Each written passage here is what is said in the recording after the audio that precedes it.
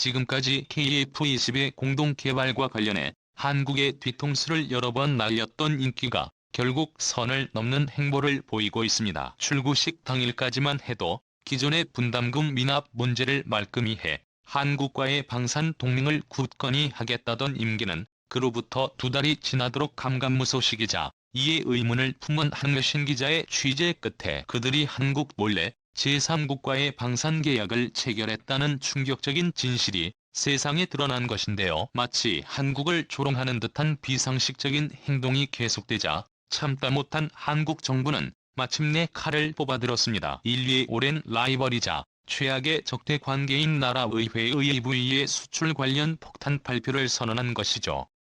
안녕하세요. 군사기밀 뉴스TV입니다. 알람 설정을 하시면 영상 업로드 시에 바로 시청하실 수 있습니다. 시청해주셔서 감사합니다. 인도네시아 수도 자카르타에 기반을 둔 에어스페이스 리뷰는 최근 이니 정부가 프랑스 다소사의 라팔 전투기 36대 초기 계약을 전격 체결했다는 충격적 내용을 보도했습니다. 현지 매체들의 계약은 인도네시아가 선급금을 지불할 경우 늦어도 올해 12월에 발효된다며 절충 교역 등 일부 구체적인 사항은 확정되지 않았지만 거래의 주체인 프라보위 국방장관이 직접 프랑스 국방장관을 만나고 추진하려는 적극성을 보였다는 점과 이후 인도네시아 공군 참모총장이 라팔 도입 계획을 공식적으로 언급한 것은 물론 다소사 관계자들의 본격적인 계약 준비를 서둘렀다는 사실에서 이거의 루머가 아닐 가능성을 조심스럽게 언급했는데요. 그로부터 이틀 후 화자를 참모총장은 있니?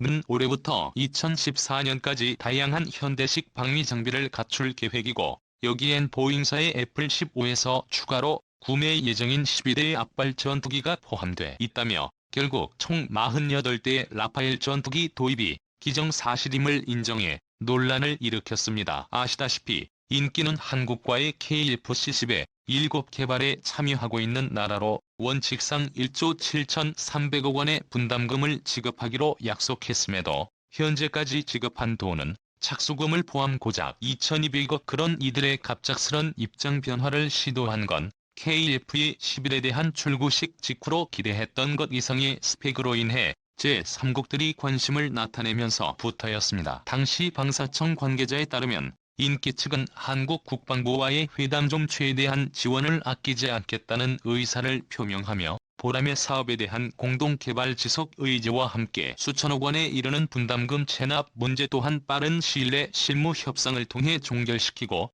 양국 간의 사업을 정상화시킬 뜻을 밝히기도 했습니다. 그동안 프라보이 장관은 코로나 사태를 핑계로 한국 정부의 분담금 비율을 27%로 낮춰달라고 요구한다거나 사업 참여와 연계해 50억 달러의 자관 제공 등 사전에 합의된 적 없는 조건들을 내걸며 한국의 심기를 건드리웠는데 일각에선 인기에 그러한 교활함마저 먹어버릴 만큼 특히 FA-12의 완성도가 뛰어났으며 조만간 열릴 실무 협상을 통해 사실상 중단됐던 양국의 교류도 재개될 것이라는 장막 뒤에 미래를 그리기도 해줘. 하지만 마치 한국을 조롱하는 데서 다시 시작된 인기의 풍수지리에 방사청은 라팔 전투기 도입은 인도네시아 공군 전력의 공백을 보강하는 사업일 뿐 회의의 풀스풀 안 개발에 미치는 영향은 전혀 없다는 입장을 재차 강조하며 24년까지 필수 전력을 확보하는 사업과 26년 이후 도입 예정인 KF-11과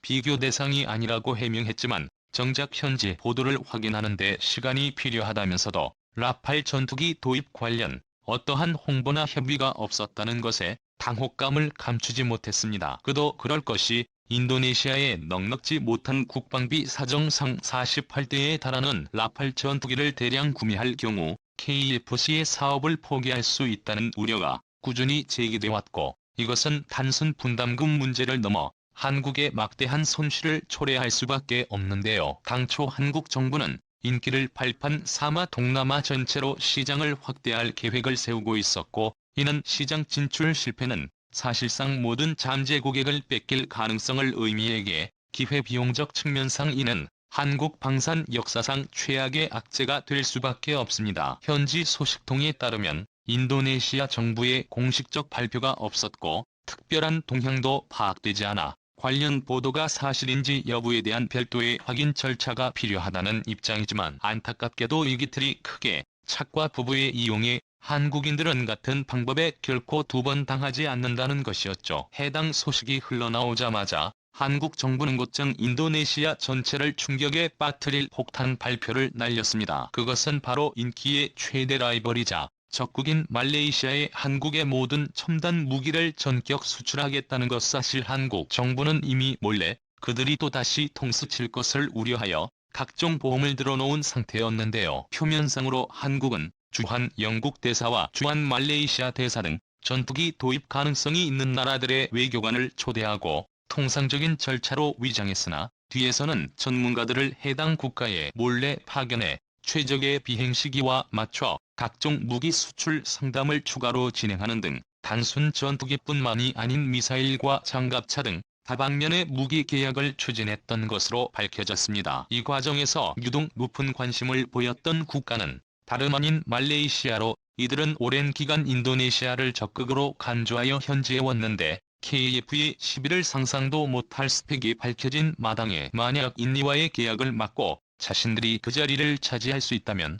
국방 강화는 물론 적국의 약화를 동시에 누릴 수 있었기에 당시 현장 관계자에 따르면 말레이시아 대사 측에 이례적으로 매우 적극적인 협상 자세를 취했다고 전했습니다. 참고로 말레이시아는 굳이 인도네시아가 아니더라도 중국의 1대1로 전략을 우려하여 러시아제 수호의 전투기의 성능 개량과 더불어 경전투기 18대를 도입하는 LC의 사업을 추진 중에 있었고 파키스탄이 개발한 JF-17을 후보로 거론하기도 했는데요. 문제는 말레이시아 측이 먼 곳의 적을 공격할 수 있는 전략적 중장거리 타격 능력을 원하고 있음에도 확인은 위상 배열 레이더 첨단 전자장비는 충분하나 정작 사거리가 짧은 공대지 미사일 갖춘 JF-17에 불만을 나타냈고 현지 언론 또한 말레이시아 공군 관계자들이 전투기 자체는 괜찮지만 자신들이 요구하는 성능과 맞지 않다면 안색을 표했음을 전격 보도하기도 했죠. 파키스탄 측은 차후 사거리 200km의 피해시고 공대공 미사일과 350km에 달하는 라들 공대지 미사일로 업그레이드할 것이라며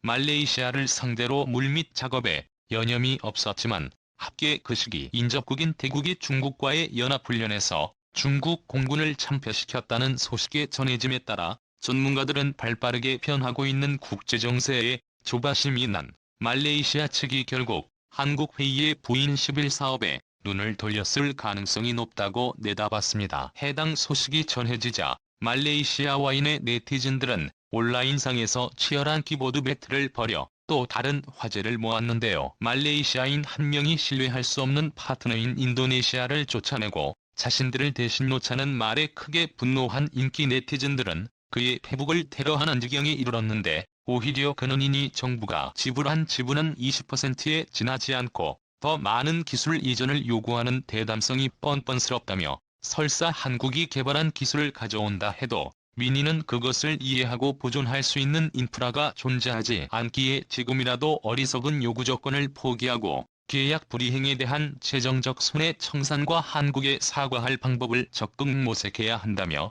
한국인들을 대신해 날카로운 일침을 가하기도 했죠. 참고로 양국이 이 정도로 격하게 반응하는 이유는 다름 아닌 두 나라의 관계가 한국과 일본 못지않은 적대 관계이기 때문인데요. 과거 1962년 말레이 반도를 거점으로 한 말라야와 싱가포르 그리고 보르네오 섬 북서쪽에 브루나이 마지막으로 사바가 말레이시아 연방으로 출범하려 하자 인도네시아는 자신들의 영향력이 감소할 것을 우려해 극도로 반발했고 이후 4년간의 국지전으로 번지기도 했습니다. 비록 전면전은 아니라고 하지만 인도네시아 군함이 말레이 반도에 상륙하기도 하고 군용기로 공수부대원을 떨구며 낙하한 군인들 대부분이 사살되는 등 살벌한 충돌이 이어졌고 특히 보르네오 섬 동쪽 암발라 지역을 둘러싼 분쟁에서는 2009년 인도네시아 군함이 말레이시아 군함에 발포하기 일보 직전까지 가는 등 영토 분쟁도 끊이지 않았습니다. 국제사회의 중재로 과격 사태는 잦아들긴 했으나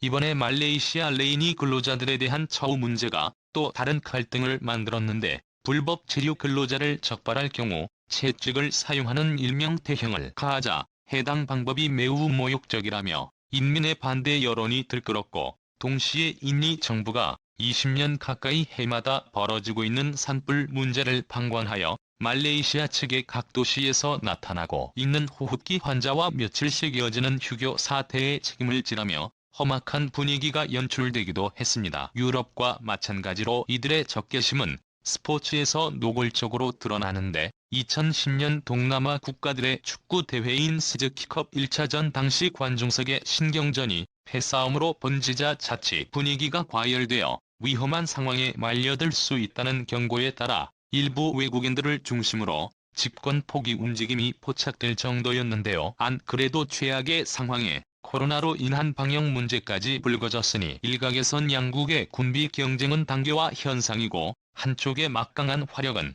이들의 밸런스를 무너뜨릴 시발점이 될 수 있다며 가장 유력한 무기 중 하나로 한국의 KF-11에 거론되기도 했죠. 누가 이길지는 모르겠으나 되도록 한국 전투기를 구입한 쪽이 승리했으면 좋겠습니다. 본 영상은 유튜브 채널 군사기밀 뉴스TV에서 제작하였으며 보험이 되셨다면 좋아요와 구독하기를 눌러주세요. 시청해주셔서 감사합니다.